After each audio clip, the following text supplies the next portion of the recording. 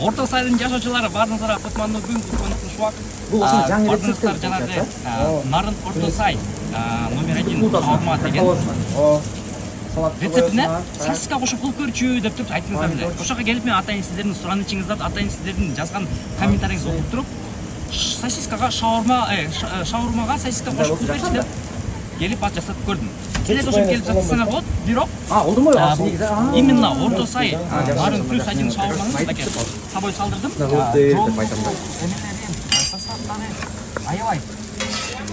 Сонун. Ой. Короче, эме сосисканы кошсоңор, мына өзүнчө бир охотничий бир эме пайда болот экен да. Мага ошонусу жакты. Азыр дамын көрөбүз. Наполнительдердин жана соустарын өзүңүздөр полный видеодон көрдүңүздөр эмне кошконун. Ойлобоңуздар, мен тарткан үчүн ушундай кылды деп. Жок, мындай эмес. Мен бир гана сосисканы сурадым. Өзү булардын бүт нарын боюнча, франшиза боюнча именно ушул орто сайда турецкий рецептур менен кылат экен туугандар. Келип туруп атайын ушуну дамытып кетсеңиздер. Сосиска кошулбайт, а? Пияз кошулган, айлагучу.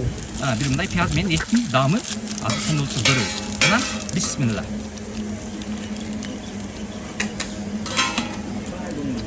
Вау! Вау!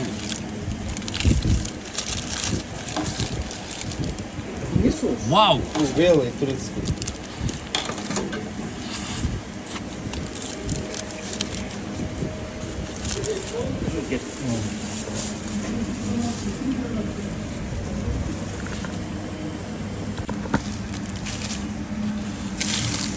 Эми укула.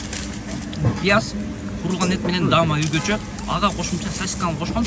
Мага ким ошо комментарий жазган болсо, сиздин рецептиңиз аябай сонун болуп мага жакты. Ортосага келип, ушундай шаурманы дам татып көрүңүздөр, жанам, өзүңүздүн желаниеңизге карап туруп, кошумча кошсоңуздар болот. Таттуу болсун тамагыңыз.